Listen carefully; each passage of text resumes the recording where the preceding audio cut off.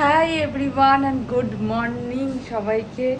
তো ঘুম থেকে উঠেছি 10:30 11টা না 10:30টার মতন বাজে। যতবারই মন্দিরমণিতে এসে ভাবি না যে একটু সকালবেলা ঘুম থেকে উঠবো, কোনোদিনও ভাবি না, ভাবি কি আমি রিল্যাক্স করতে এসেছি, মানে ঘুমাতে এসেছি, এটাই মনে করি। ঘুমাতে এসেছি, একটু ঘুমাবো।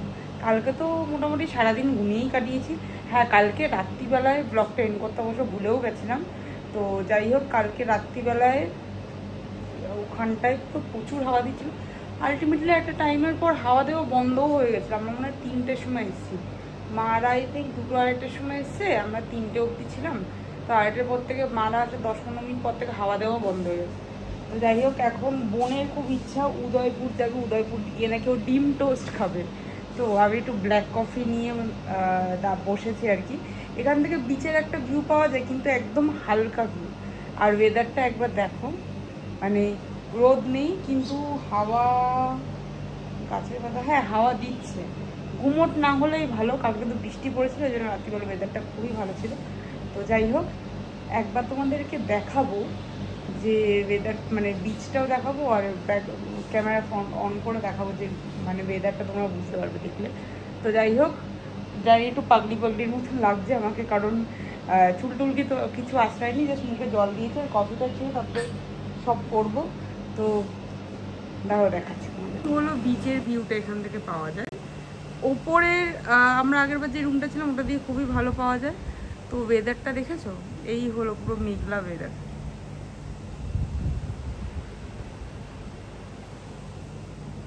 তো এই এখন যেখানে বোন বলছে, দেখি রেডি হয়ে যাই।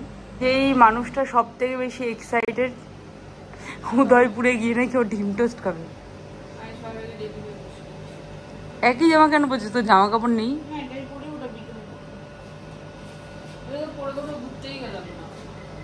আমরা কাঁকড়াও দেখতে যাব। কেন? আজকে আমরা দীঘাতে লাঞ্চ করব, এমনি তো সবাই তাড়াতাড়ি যাচ্ছে। ঠিক আছে, মালটাকে ধর। কি বললি? গণেশ আর একটা কথা বলে মাঝে মাঝে। অ্যান্ড ফাইনালি আমরা বেরিয়ে পড়েছি উদয়পুরের উদ্দেশ্যে। দাদুর সাথে কথা হয়ে গেছে, দাদু জিজ্ঞাসা করেছে কোথায় আছি। আমরা এখন বেরিয়ে পড়েছি, সবাই আমাদের জন্য অপেক্ষা করছিল। অ্যান্ড আমরাই সবার আগে আছি, পিছনে ওরা পিছনে আছে। মানে আমরা বেরিয়ে গেছিলাম তখন ওরা ঠিকঠাক বসে বেরোতে পারেনি। তো এখন এই তাজপুর হয়ে উদয়পুর যাব। আর ব্যাস এইটুখানি, ওখানে গিয়ে তারপরে তোমাদের সাথে দেখা।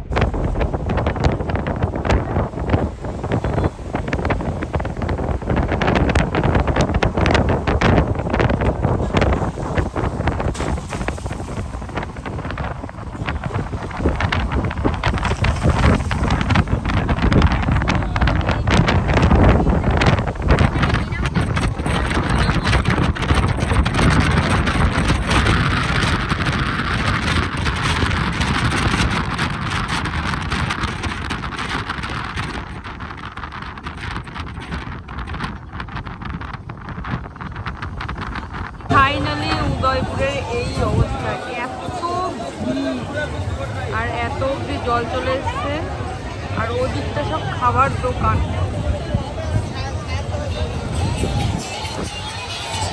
কত লোক।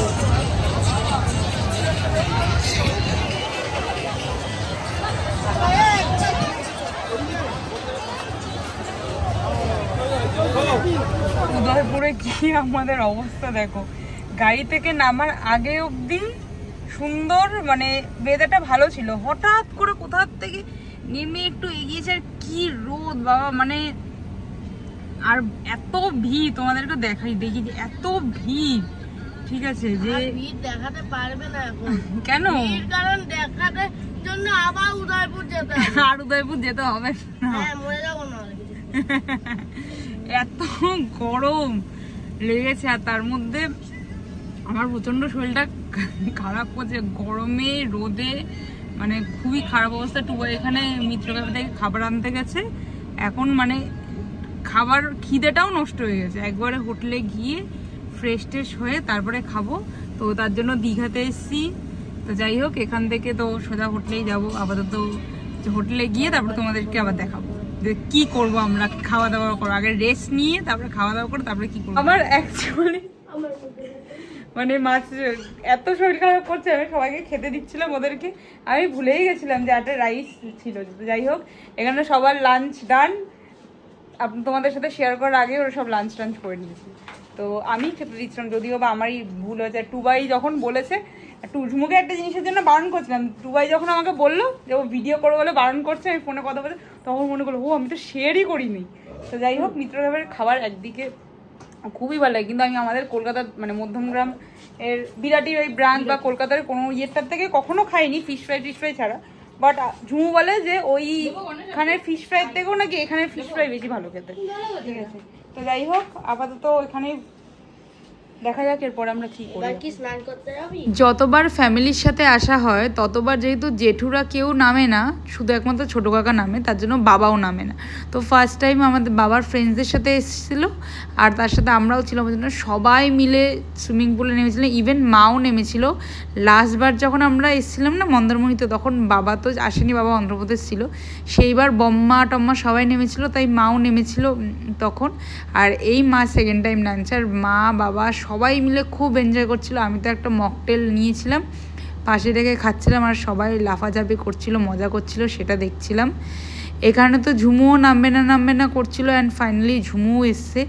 আমি ভিডিও করছি, ওদিকে মা আমাকে বলছে আমাকে আমার ছবি তোল, বাবা বলছে আমার ছবি।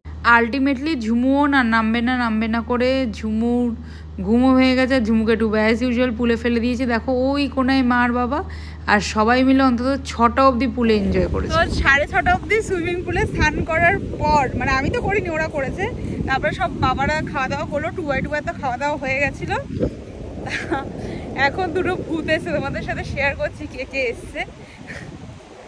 সারপ্রাইজ দিয়েছে অ্যাকচুয়ালি, টুবাই আগের থেকে বলেছিল যে মানে ওরা মানে 2 দিন আরও এক্সট্রা থাকবো, সোমবার আসবে। আগে বলেছিল যে দিনের দিন চলে আমাদের সাথে, তা বললো না দিনের দিন আসবো না, মঙ্গলবার আর সোম মঙ্গল থাকবো, বুধবার দিন রিটার্ন করবো, এরকম কিছু।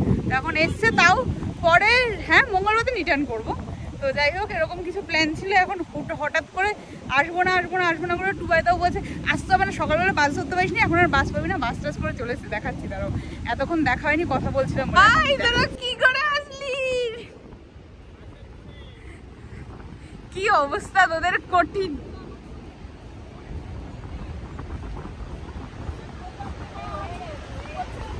অবস্থা। এখন আমরা যাচ্ছি হচ্ছে দীঘাতে, এবার আমাদের সব ড্রাইভার অন্যই ইয়েতে আছে, গাড়ি তো আমাদের কাছে কোনো, কিন্তু ব্যাপারটা হচ্ছে এতজন মিলে আমরা এই গাড়িতে। ব্যাস টুবাই তুই কি করলি, ঝুমু আর প্রীতি এখানে শুধু অতটা, শুধু পাটা নিয়ে অসুবিধা হচ্ছে, আর কিছু জানলাই দিতে পারছি না, কিছু করতে হবে না। বাই দ্য ওয়ে, আমরা দীঘাতে গিয়ে করবোটা কি, মাঝখান থেকে টুবাই লাইটটা বন্ধ করে দিল। লাইট আচ্ছা, আমরা দীঘাতে গিয়ে কি করবো, দীঘাতে গিয়ে হচ্ছে অতনু আমাদের পার্টি দেবে, তো আমার ধারে আমরা নিজেরাই পার্টি করবো, অতনু আমাদেরকে পরে পেমেন্ট করবো, নামে অতনু দেবে কিন্তু টাকা দেবো দিদি, আর টুবাইটা দেবে। কি হয়েছে, পকেটে মানি ব্যাগ আছে, ওখানে এটিএম চলে। হ্যাঁ টুবাই এটিএম কার্ডটা আমি আনিনি, সবথেকে বড় ব্যাপার ওই ব্যাংকের কার্ডটাই তো আনিনি, তোর মাকে বলে দেবো আমি। যাই হোক, এখন দীঘা যাবো। আমাদের ডমিনোজের থেকে খাবার অর্ডার দেওয়া হয়ে গেছে, এখন ওরা ভাবছে এখন কেএফসি থেকেও খাবার অর্ডার দেবে, কারণ যদি আমরা অনেকক্ষণ জেগে থাকি তাহলে রাত্রিবেলা খিদে পেয়ে যাবে, বাট কেএফসি খাবারও ঠান্ডা হয়ে গেলে ভালো লাগবে না অবশ্য। তো এখন কেএফসিতে যাবো খাবার অর্ডার করবো। অ্যান্ড ফাইনালি আমরা ডিসাইড করলাম এখানে বসেই খাবো, বিকজ গাড়িতে এমনি এত ঠাসারুসি করে এসছি, তো তার মধ্যে আবার গাড়িতে খাবো কি করে। তো যাই হোক, এখানে চলে এসেছি, ভলকানো পিৎজা আর একটা আসছে আমাদের নেক্সট পিৎজা, এত বড়, এটা হলো বিগ এটা খেয়ে নিতে পারবি। আমার এটা অনেক দিন ধরে খাওয়ার ইচ্ছে ছিল, বাট পেপারনিটা কোথায়?